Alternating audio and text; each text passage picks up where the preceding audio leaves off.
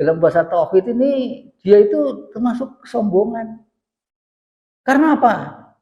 Karena kita umurnya belum tentu sampai nanti. Orang yang sudah tahu ilmu agama, lalu dia itu melakukan pelanggaran, itu hukumannya lebih berat daripada orang yang tidak tahu. Gitu.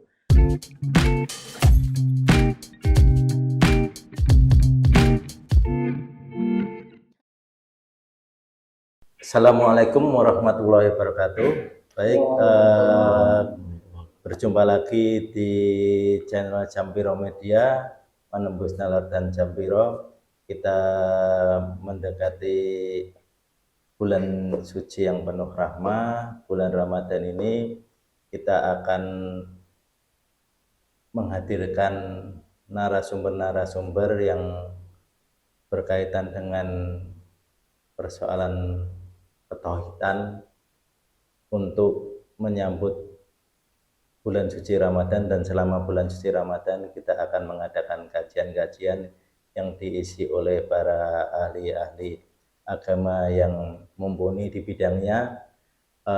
Untuk saat ini kita kehadiran salah satu narasumber yang sangat expert di bidangnya, yaitu Pak Bambang Murdadi. Beliau ahli agama dan sering mengisi kajian-kajian keislaman, juga tafsir-tafsir dari kitab-kitab yang ada, bermacam-macam kitab juga sering diadakan kajian-kajian oleh beliau. Mungkin izin Pak Bambang bisa diperkenalkan secara singkat jenengan, jadi biar pemirsa Jampiro Media sama Menembus Nalar ini sedikit lebih mengetahui. Monggo. Nuwun Mas Adit. Assalamualaikum warahmatullahi wabarakatuh. Ya, terima kasih atas waktunya, ya, atas perhatiannya, beri kesempatan untuk kita diskusi agama. Jadi saya nama Bambang Murdadi. Ya, ya kalau mau sama gelarnya ya SEMM. Ya. Saya dulu pernah kerja di Bank Indonesia dan juga sambil kerja saya sambil mengajar di beberapa universitas swasta ya, di Jember, di Jambi, di Semarang. Semarang ini ya kurang lebih 10 tahun ya, itu di Universitas Muhammadiyah Semarang pernah. Tapi materinya ekonomi. Tapi itu selalu saya ya aktif di Majelis Tabih ya, PDM Kota Semarang. Sejak saya ke Semarang ya tahun 2012. Ya, demikian Mas Adit. Terima kasih. Assalamualaikum warahmatullahi wabarakatuh. Tadi sudah diperkenalkan oleh beliau dan memang kita tidak salah kehadiran Pak Bambang Murdadi yang notabene memang ahli di bidangnya, dan beliau juga memiliki pengalaman yang sangat panjang di bidang keagamaan. Baik Pak, untuk materi hari ini adalah penguatan puasa dan penguatan tauhid. Mungkin ini rileks saja Pak, bukan seperti apa ya, seperti yang jenengan menghadapi mahasiswa gitu yang sidang skripsi gitu Pak, bukan. Tapi kita ini sharing, bicara dengan soal keagamaan, karena konteksnya itu gini Pak, sangat menarik itu yang terjadi di negara kita, bahwa sekarang ini orang itu agama hanya seperti KTP saja, dan itu apa ya, terkadang lupa arti dari dia melaksanakan ibadah itu. Semisal sebelum kita memasuki pokok bahasan, semisal orang itu sholat Pak, dia mengharamkan babi, tapi mohon maaf, harta korupsi dia makan secara tidak langsung.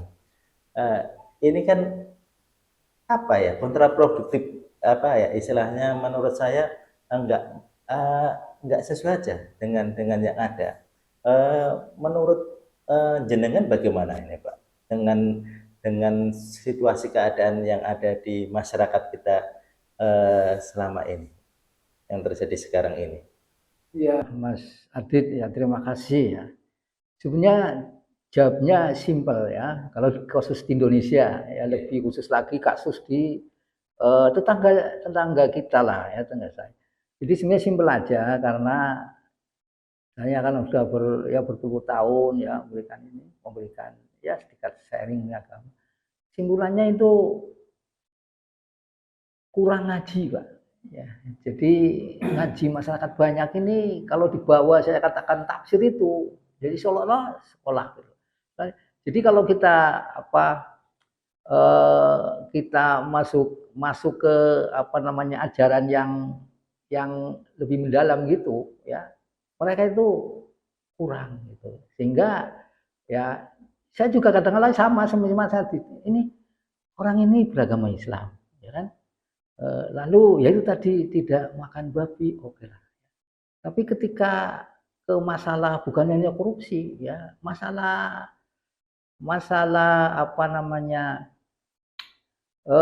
kok tidak melakukan ajaran sebagaimana misalnya yang disampaikan di Al-Qur'an.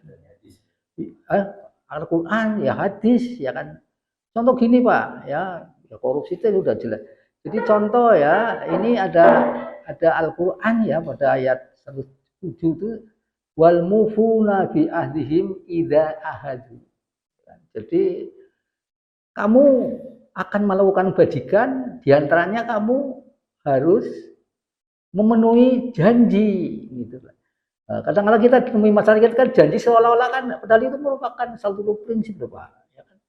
Jadi kalau kamu mau disebut sebagai melakukan kebaikan, ya, misalnya lasal biro, ya, antu walu wujuhakum ki walal masriki wal maghrib, ya.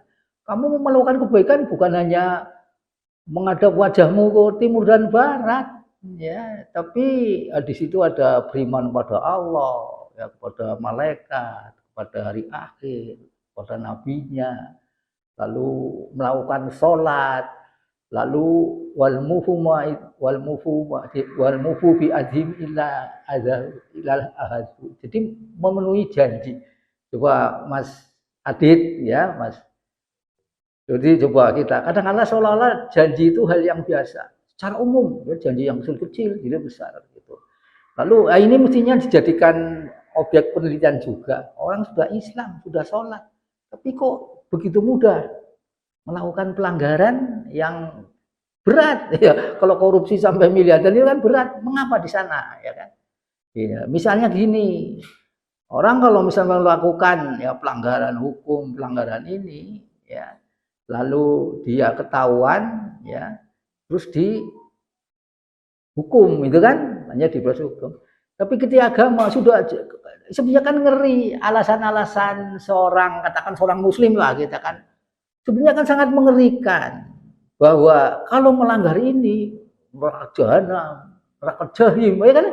Tapi apa? Tapi mungkin perlu penelitian. Mengapa dia seperti itu? Ya, artinya sudah tahu tapi melanggar. Apa karena ini pertanyaan. Apa karena belum langsung dihukum?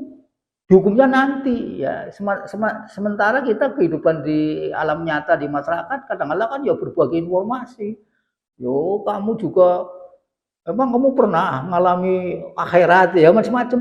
Jadi seolah-olah apa yang dilanggar itu ya sesuai dengan apa ajaran agama ya seolah-olah itu kan nanti. Nah, itu yang akibatnya itu mungkin diremehkan sehingga ya gitu. Jadi ya memang ini perlu ini ya seperti halnya gini ya. Sebenarnya mengapa itu dia kok begitu gampang melanggar ya. Ada yang hal-hal yang saya sendiri wah itu sebenarnya ya nggak etis terhadap Allah ya bahwa udah nanti saya berbuat kejahatan toh nanti kita bisa bertobat itu sebenarnya nggak boleh seperti itu. Itu kan itu dalam bahasa tauhid tadi di tauhid ya dalam bahasa tauhid ini dia itu termasuk kesombongan. Karena apa? Karena kita umurnya belum tentu sampai nanti. Lah kalau habis berbuat kejahatan kita terus dead gitu. Lu nggak sempat tepat, nggak boleh seperti itu, nggak boleh. Tapi itu kan ya kepada masing-masing kita. Nah, masing-masing kita ini ya bahasa saya gampang ya, sejauh mana kita ngaji yang telaten, yang benar sehingga kita ngerti hakikat gitu loh. Apa itu tauhid ya kan? Mengapa puasa ini nanti membina tauhid sangat. Pemikiran sementara itu ya, terima kasih. Tapi ini Bang Bambang, fenomena yang ada di masyarakat itu justru pelanggar-pelanggar itu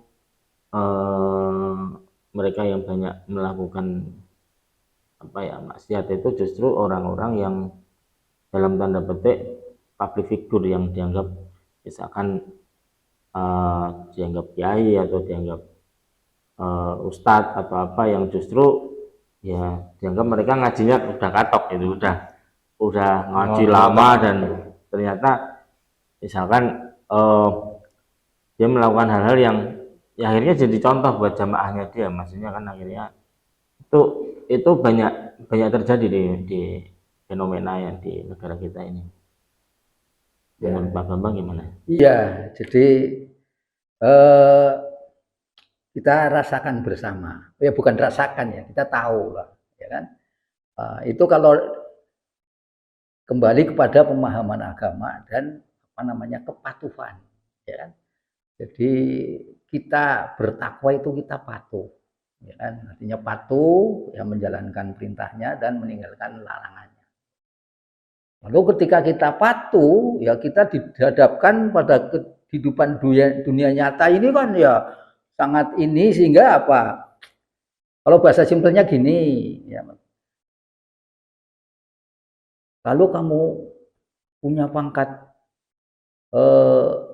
sarjana biasa, nanti iblis penggodanya itu ya setingkat sarjana. Nanti kalau kamu pangkatnya profesor, ya iblis pengganggunya ya karena iblis itu kan sangat ya pintar menggoda gitu ya. Jadinya ya ini ya kita kan mungkin kadang-kadang hanya melihat dengan mata zahir kan.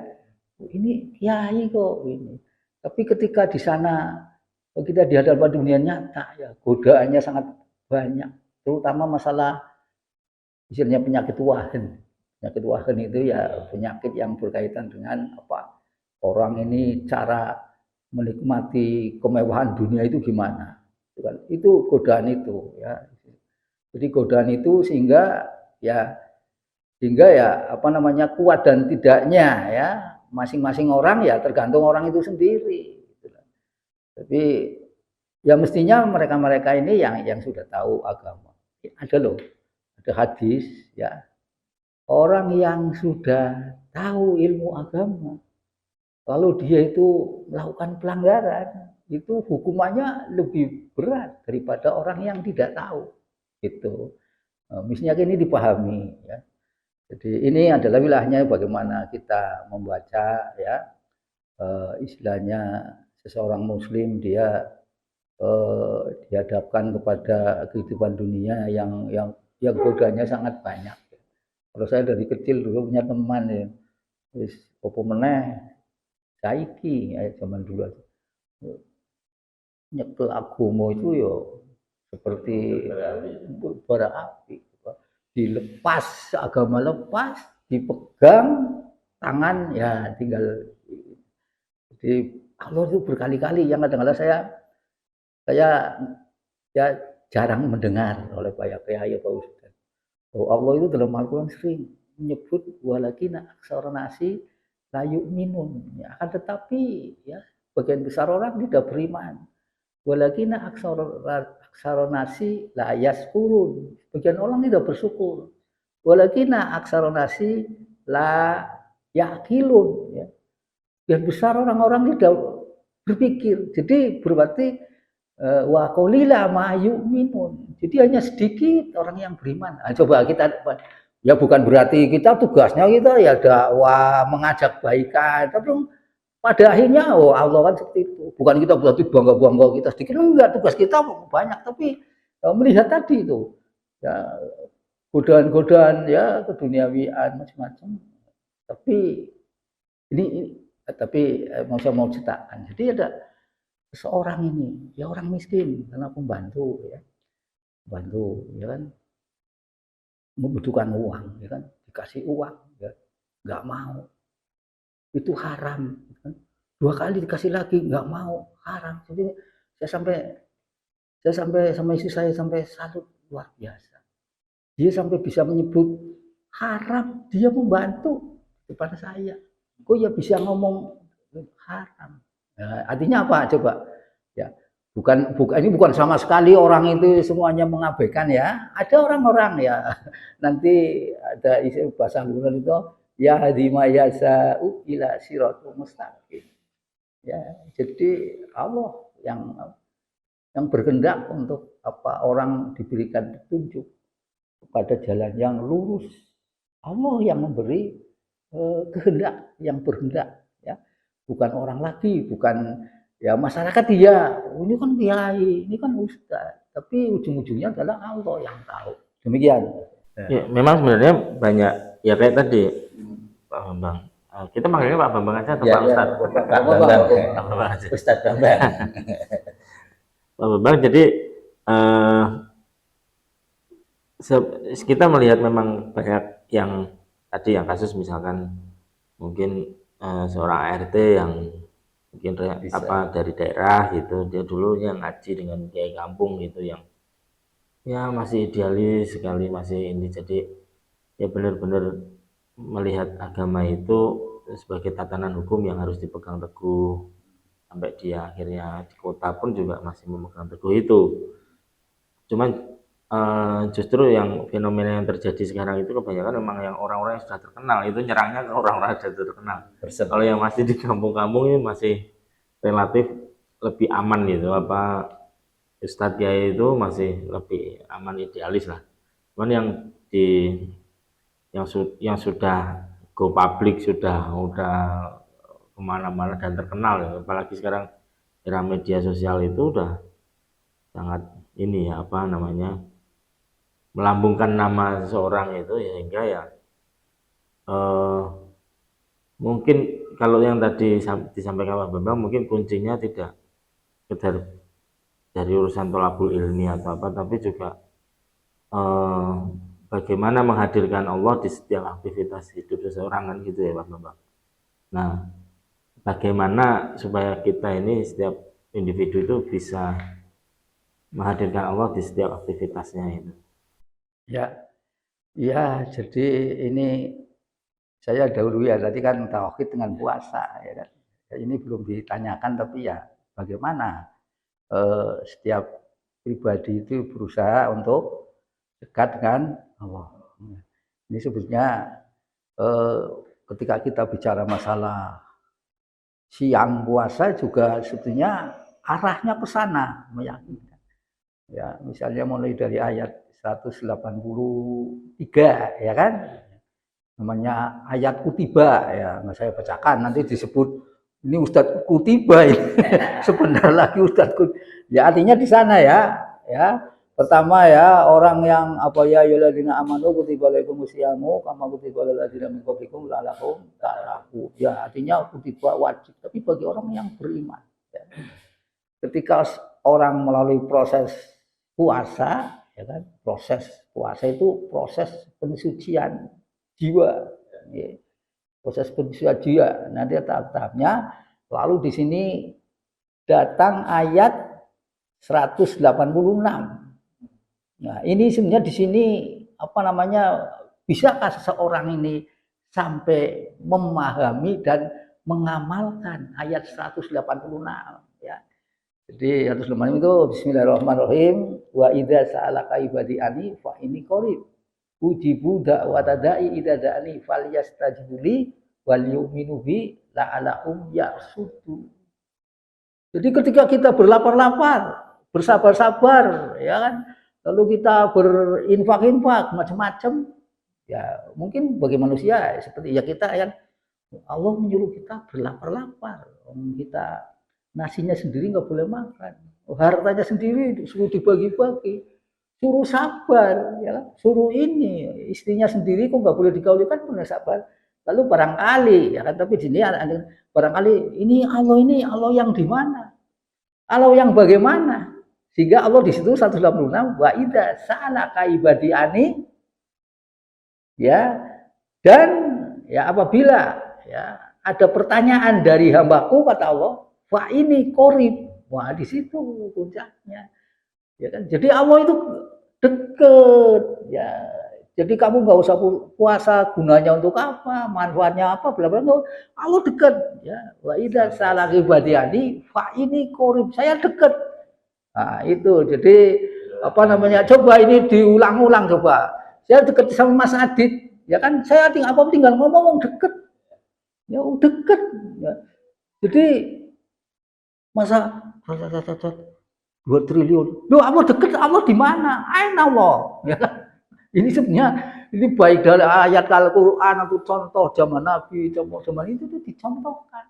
Ya kan? Ketika zaman Umar bin Khattab ada seorang pengembala kambing, kambingnya banyak. Umar bin Khattab bertanya, kamu ambil aja satu, ya pasti nggak ketahuan. Ya, majikannya jauh, jumlahnya berapa nggak tahu jumlahnya. Ambil aja satu, ya majikanmu nggak tahu. Jawabnya apa? Aina Allah, di mana Allah? Nah, itu ajaran apa ya? Ajaran yang sebenarnya harus mengakar di kita. Sehingga apa yang kita lakukan Allah dekat. Dan Allah dekat itu dia itu dekat, luar biasa dekat.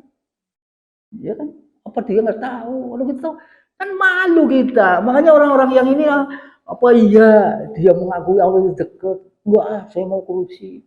Lebih dekat daripada tadi. Saya mau ke situ. Ini beliau juga saya sering komentar ilmuka pokok ya ulamai ya. Ini ilmunya dalam konteks umum ilmunya lebih.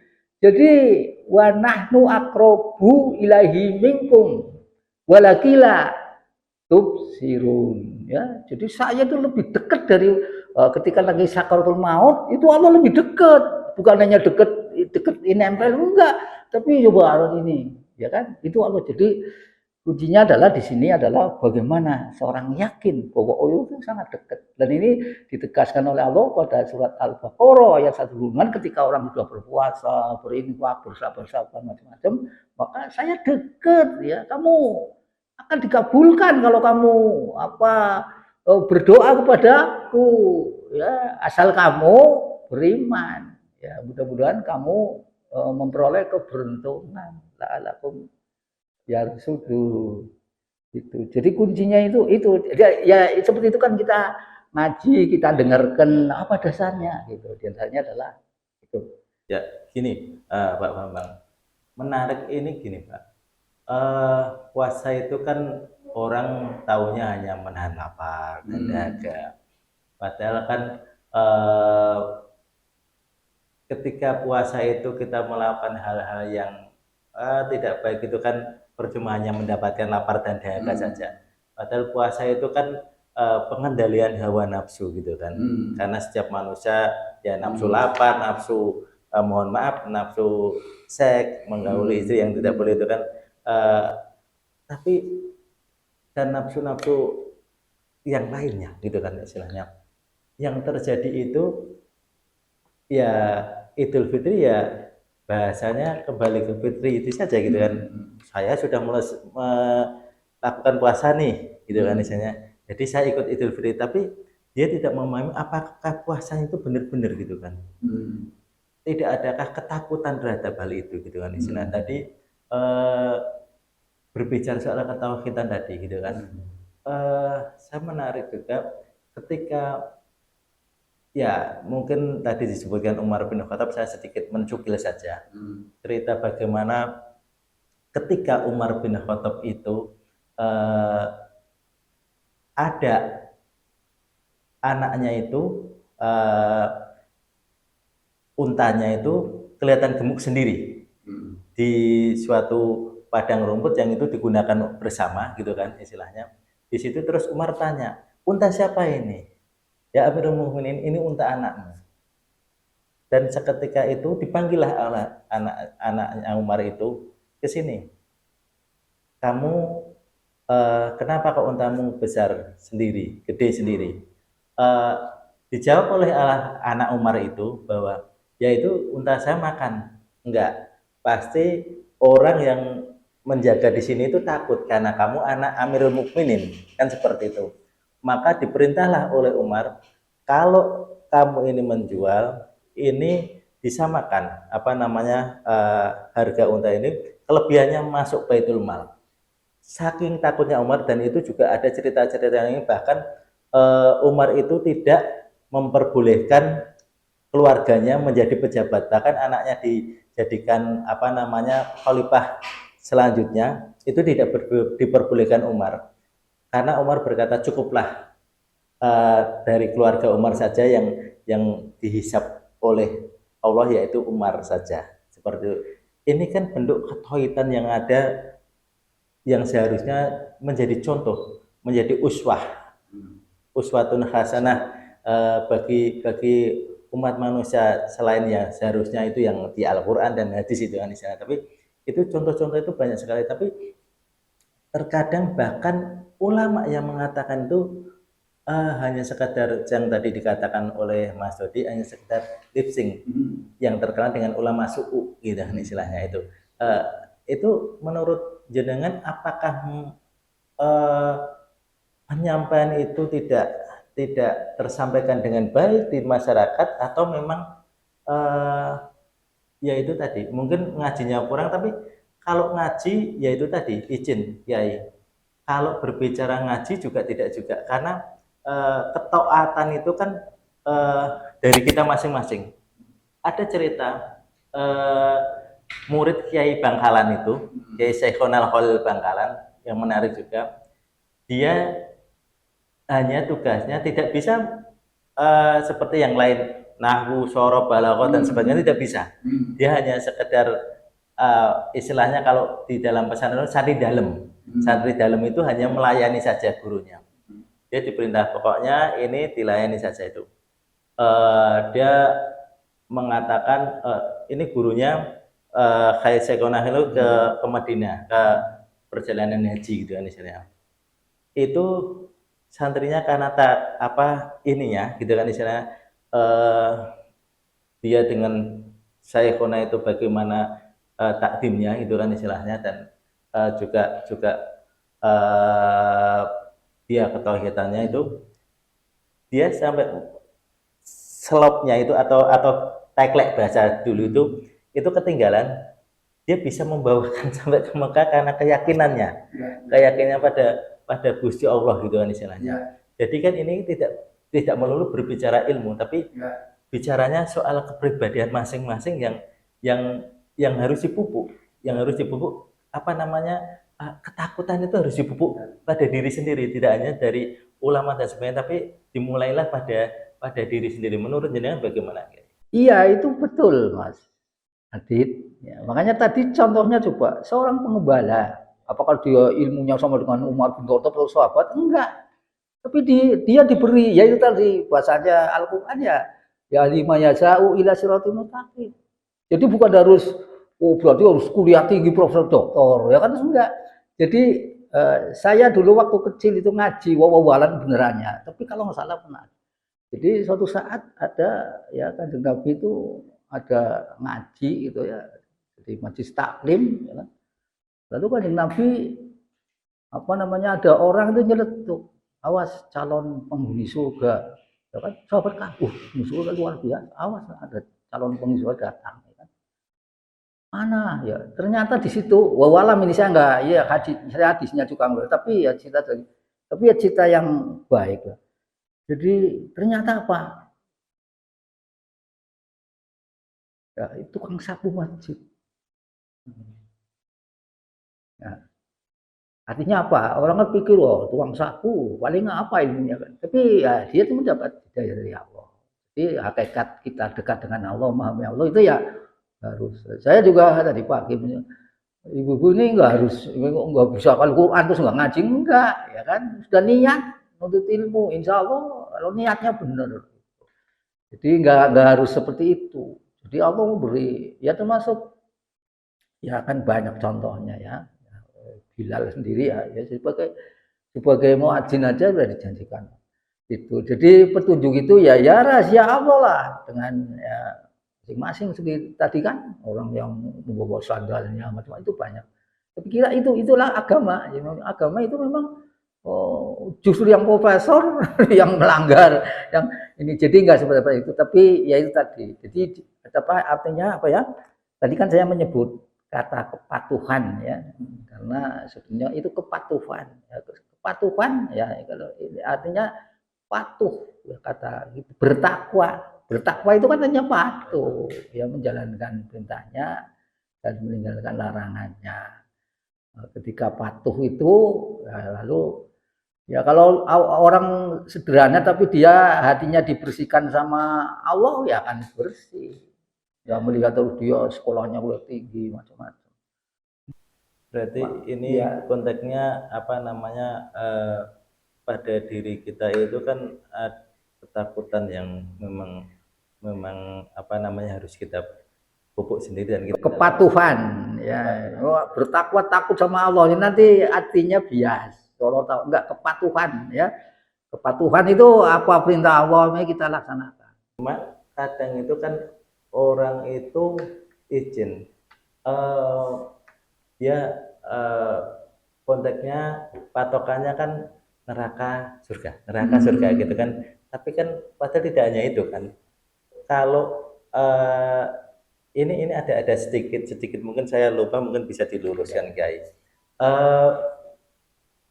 Pernah Rasulullah itu apa ya istilahnya memberikan tausiah gitu kan istilahnya mengenai surga dan neraka.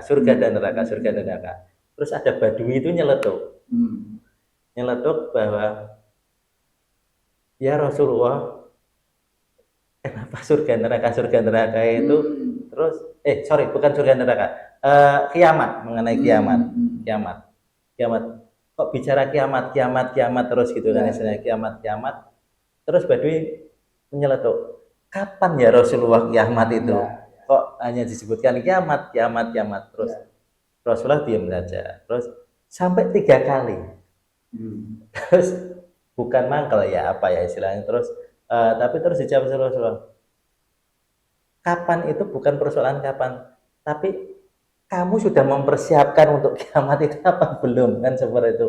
Mungkin cerita itu bisa diluruskan. Maksud saya di sini yang diambil itu bahwa keyakinan kita pada Allah bahwa kita ini hamba Allah. Jadi melakukan sesuatu itu bukan persoalan kita mendapatkan reward and punishment, tapi merupakan kewajiban kita, bentuk kepatuhan, ketaatan kita kan seperti itu. Itu menurut jenengan bagaimana? Iya, itu kontak itu ketika malaikat Jibril datang ke kanjeng Nabi, ya dengkulnya dipepetkan sama dengkul Nabi, apa yang disebut sebagai apa orang yang beriman, rukun iman, disebutkan seperti itu, ya kan. Lalu ketika tanya sampai hari kiamat, ya kanjeng Nabi menjawab. Yang bertanya tentu lebih tahu daripada yang ditanyakan. Ya. Jadi ini membuktikan bahwa kiamat itu hanya Allah yang tahu. Hanya Allah yang tahu. Jadi ya itu urusan Allah. Masuk ditanya ruh juga urusan Allah. Ya. Lalu tadi apa kuncinya? Jadi pertanyaan kunci mengapa? Ya Pak. Jadi kita ini kan seharusnya apa sebagai makhluk itu hamba gitu kan ya. Hamba itu kan tidak usah apa reward and punishment, pengabdian saja atau apa ya istilahnya. Patuh saja gitu nih. Iya. Jadi saya tambahkan satu lagi. Kita itu bersyukur. Ya kan. Ke konteks kita bersyukur, jangan ke apa namanya ke reward and punishment. Kita bersyukur. Kita bersyukur. Ya, kita ngitung syukur itu nggak bisa. Wa in ni'matallahu wa in ya la tusuha wa in ta'udu ni'matallahu ya kan. Nikmatallah wa in ta'udu ni'matallah la tusuha. Jadi kalau kamu menghitung nikmat Allah nggak akan coba bahasa ini aja kan ini Al-Qur'an kan.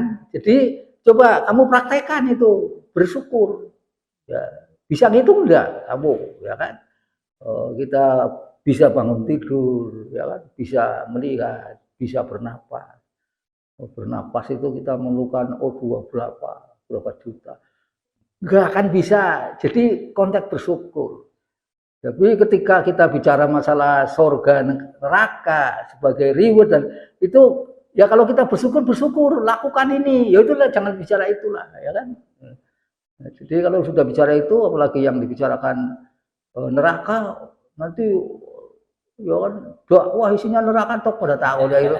Tapi sebaliknya loh ya kalau kita nih bicara surga itu luar biasa macam-macam kamu percaya enggak ya kan itu seimbang. Jadi ini yang jarang saya membaca kitab tafsir Al-Azhar ya. Makanya orang ini ya sebelum melakukan apa-apa pokoknya apa saja baca Bismillahirrahmanirrahim. Ya kita sudah hafal semua, artinya sudah hafal semua, tapi coba maknanya. Jadi Bismillahirrahmanirrahim artinya ya dengan nama Allah ya, Allah Maha Pengasih dan Penyayang. Kamu jangan bicara surga neraka dulu, ya kan? Tapi bicara Allah itu sangat kasih sayang. Ar-Rahman sangat kasih sayang. Ya, jangan bicara yang lain-lain dulu, ya. Tapi bicara masalah kasih sayang Allah, ya kan? Satu, yang kedua bahkan untuk jaminan. Kita mengucapkan Bismillahirrahmanirrahim itu jaminan. Ya. Jaminan kita melakukan apa kalau sudah membaca Bismillahirrahmanirrahim hanya Allah. Ya. Jadi karena ini Mas Adit sebagai pengacara yang menghadapi perkara besar misalnya kan, Bismillahirrahmanirrahim, saya jaminannya Allah. Ya. Kalau sudah ada jaminan, loh ini misalnya ya, ismnya apa namanya satpam kota namanya apa itu? Satpol PP, ya kan? Karena ada perintah untuk melakukan apa penertiban, ya kan? Dia berani. Mengapa dia berani?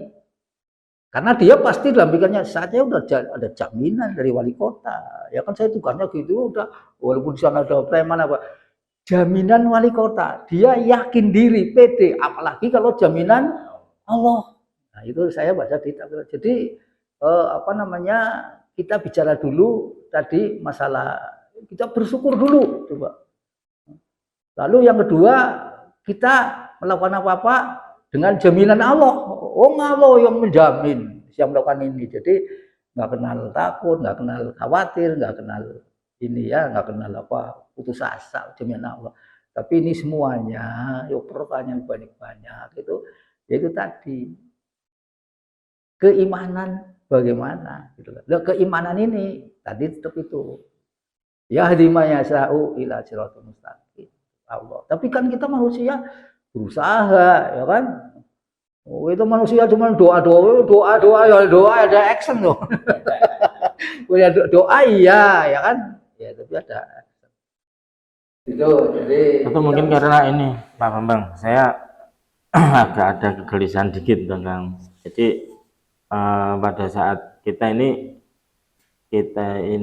sampai kepada Allah itu memungkinkan dua cara. Jadi bagaimana kita sampai ke Allah itu ya mengetahui Allah itu bagaimana, maksudnya sifat dan segala macam, termasuk wajib apa istilahnya ya tidak mungkin ada semua yang ada di dunia ini nggak mungkin tanpa sebab kan gitu. wujud. Jadi dari logika yang mendasarkan bahwa akhirnya kita ketemu dengan superior itu namanya Allah gitu. Yang kedua melalui delegasinya Allah Nabi Muhammad, maksudnya kita melihat sosoknya apa segala macam, terus beliau mengajarkannya, mengenalkan kita kepada Allah segala macam. Ya kalau waktu itu levelnya di Nabi Muhammad terus turun ke Khulafaur Rasyidin, oke masih keren, maksudnya masih dia lihat langsung Nabi, lihat langsung keindahan Nabi, dia langsung dapat ajaran langsung dari Nabi terkait dengan Allah itu bagaimana segala macam. Ya benar-benar dia kedekatannya dengan Allah itu juga terjaga seperti tadi anak gembala segala macam. Eh, apa pemimpin-pemimpin tipe pemimpin-pemimpin seperti Umar, Abu Bakar dan lain-lainnya jadi benar-benar jadi contoh gitu. Atau mungkin kalau ekonomi ya Utsman yang sampai sekarang wakafnya saja di Arab Masih ada. masih bisa digunakan untuk banyak orang maksudnya. Itu kan hal yang luar biasa. Misalkan kayak eh, ya misalkan Ali dan Fatimah yang bagaimana hidup berkeluarganya bisa jadi contoh banyak orang. Nah, ini terus ini turun grade-nya itu kayak orang main tepuk terus ngasih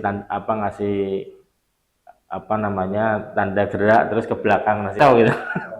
Nah, ini yang saya khawatirkan ke belakang ini eh, akhirnya nggak menemukan figur yang tepat gitu.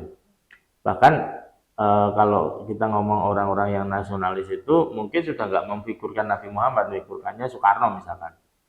Ya kalau saya sampaikan kalau kamu figurkan Soekarno ya terima semua apa Soekarno termasuk istrinya banyak gitu. Kan ya itu pun juga Soekarno nyontoh dari Nabi sih gitu.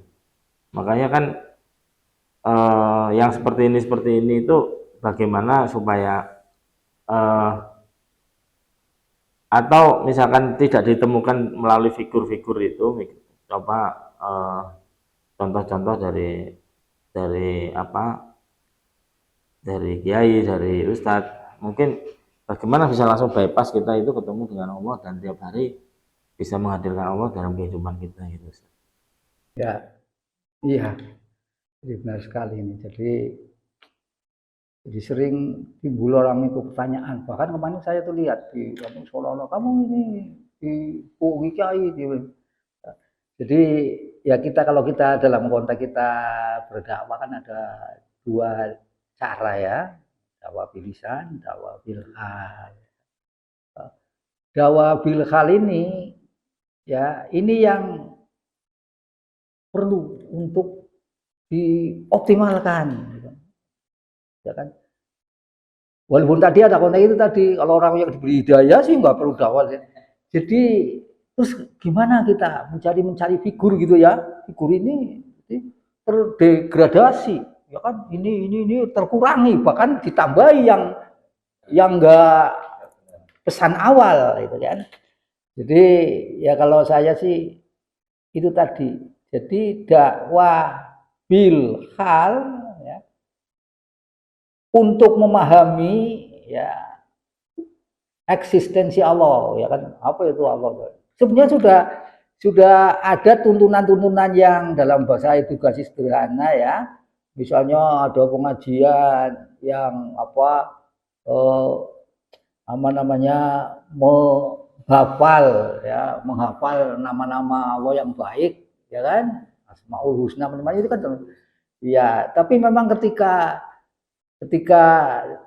dihadapkan kayak gitu kadang-kala itu ya tadi menyebut apa terus ujung-ujungnya ini benar akhirat ada apa enggak wong kamu belum nah gitu kan.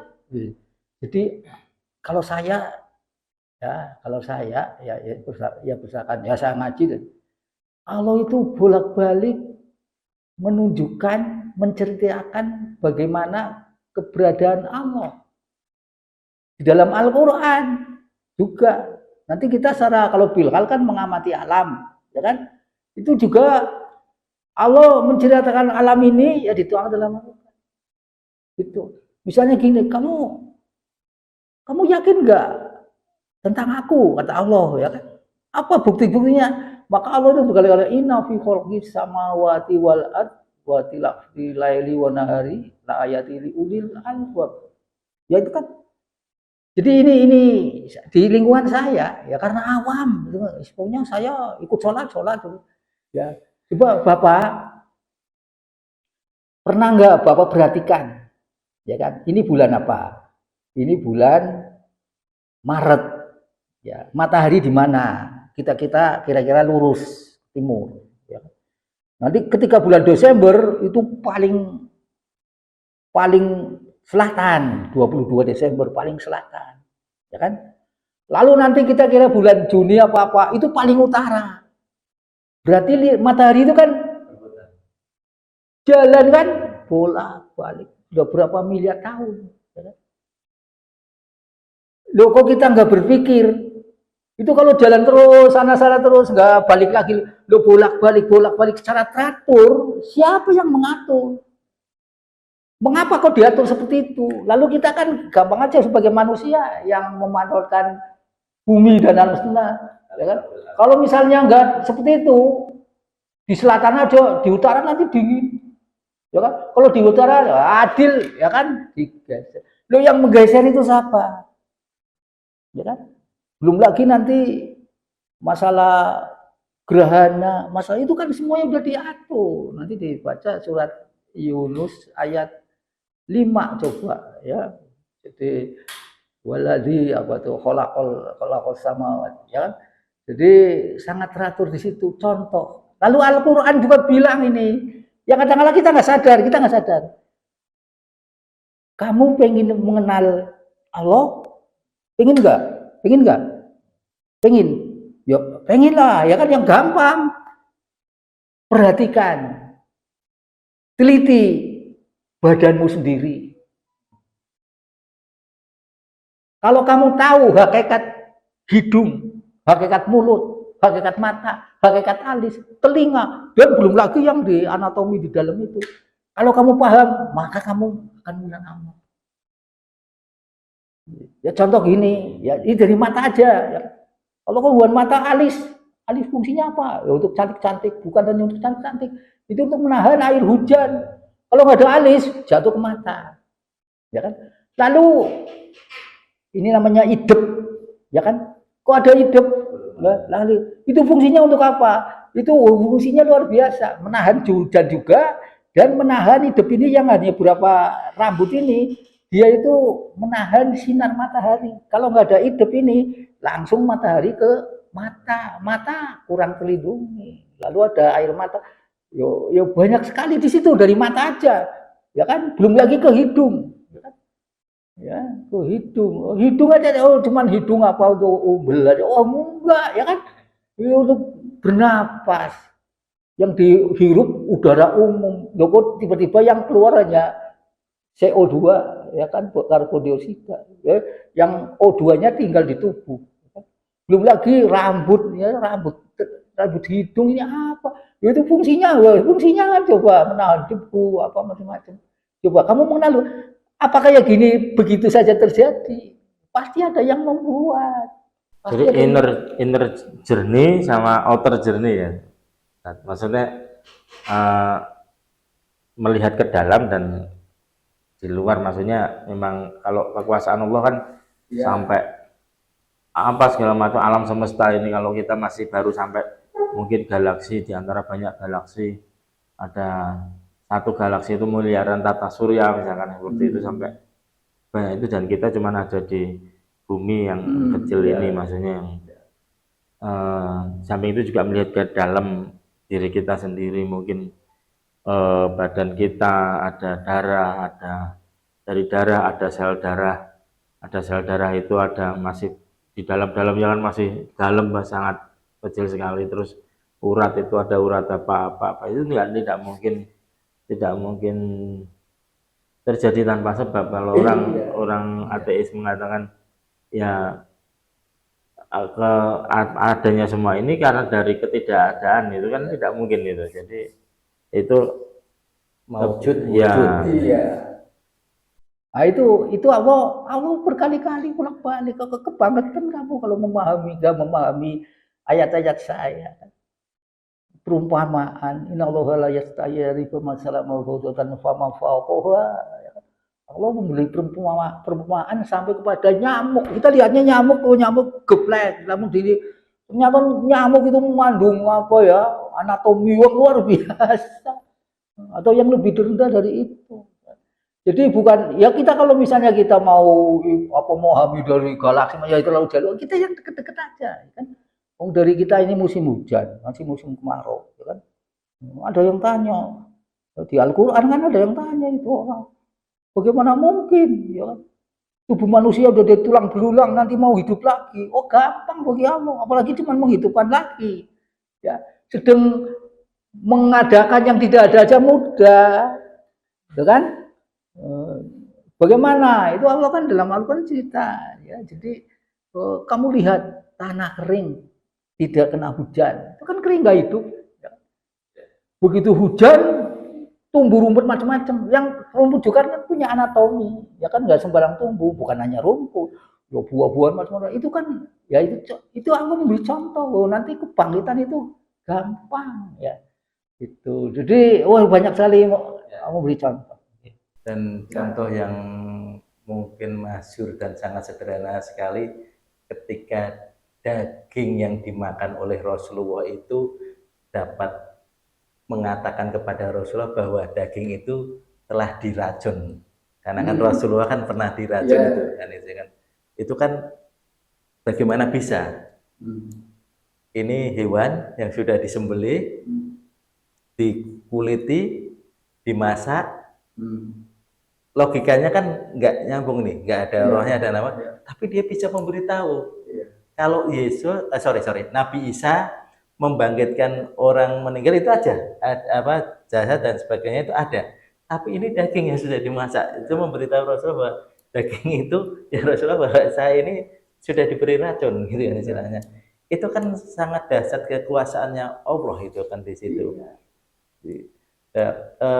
Menyambung yang tadi, guys. Esensi dari puasa terhadap ketauhidan itu menurut jenengan bagaimana? Ya, yaitu puasa itu merupakan praktek langsung seseorang yang nanti bisa mencapai dia punya sifat ketauhidan dengan puasa.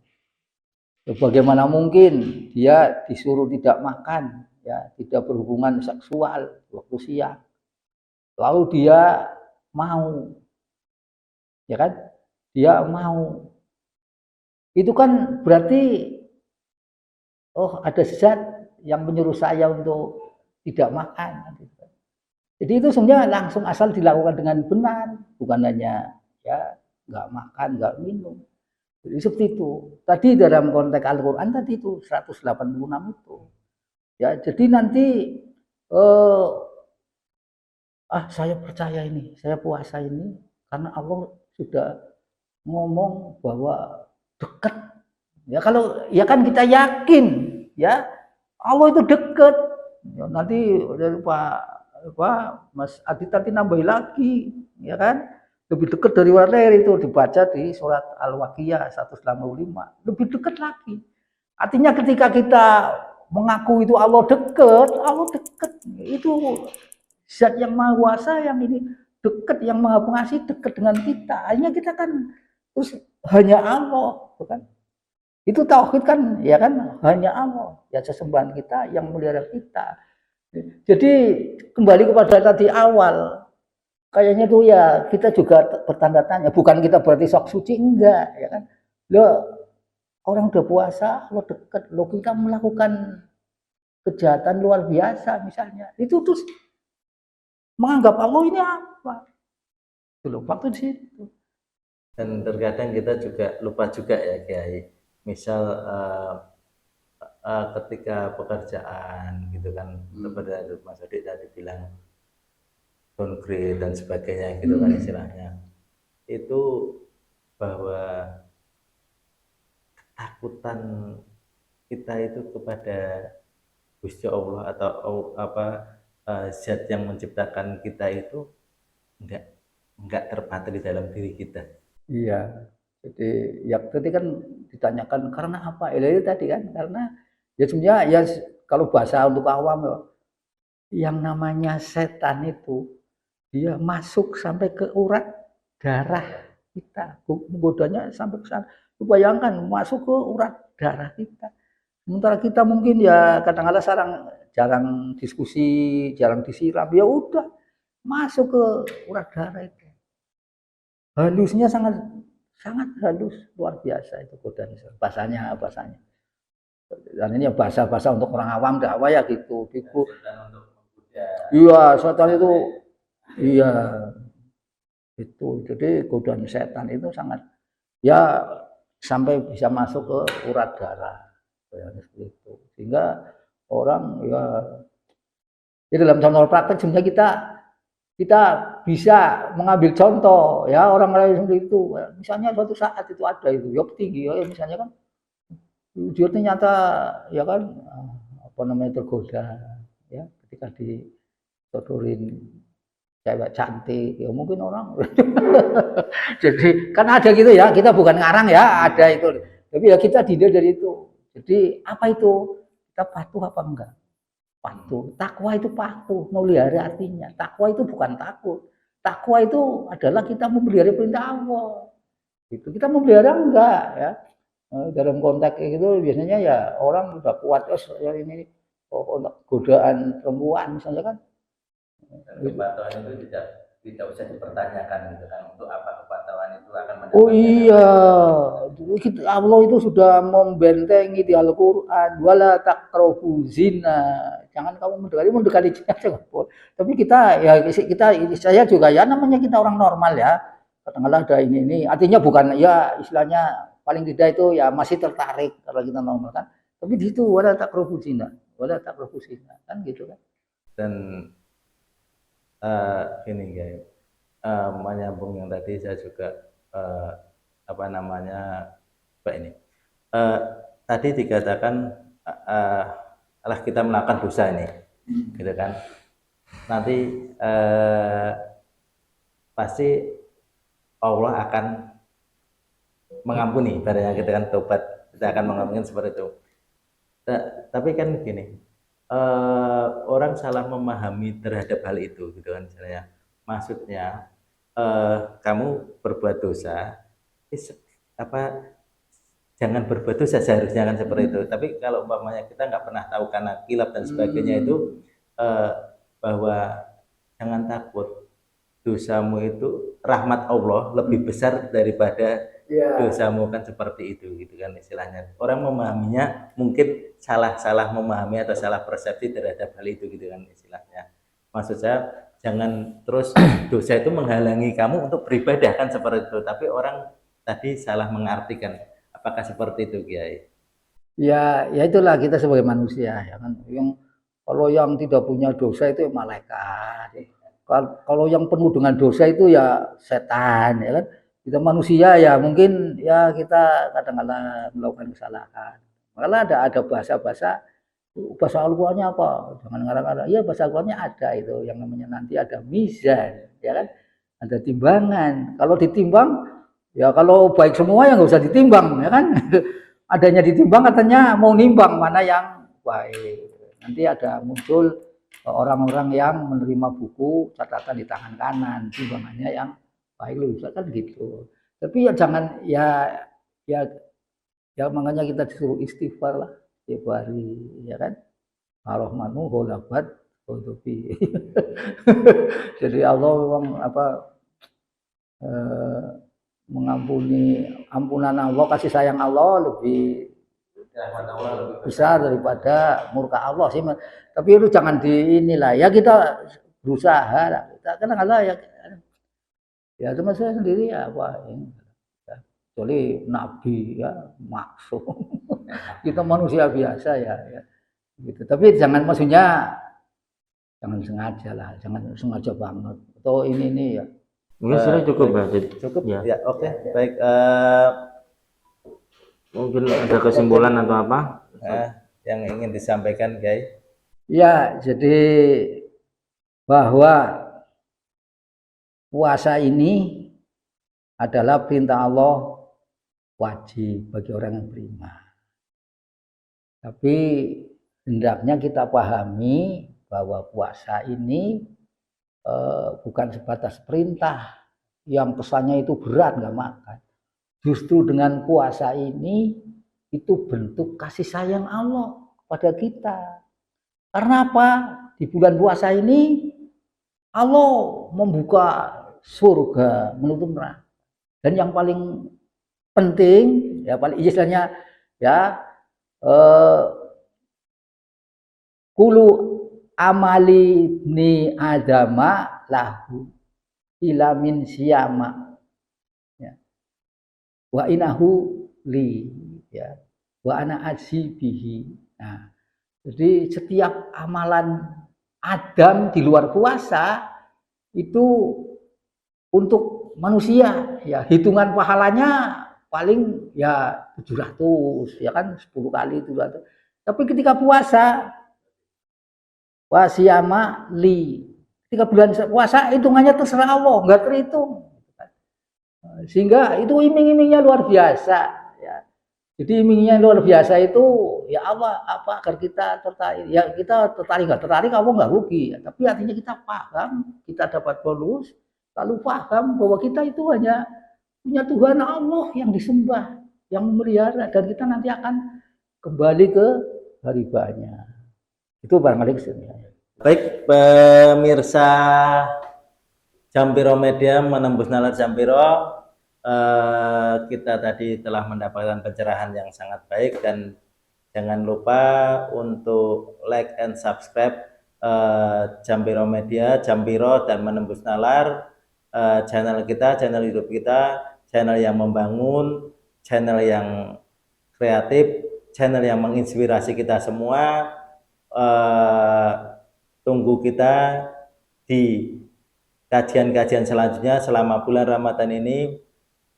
Akhirul kalam, billahi taufiq wal hidayah. Wassalamualaikum warahmatullahi wabarakatuh. Waalaikumsalam.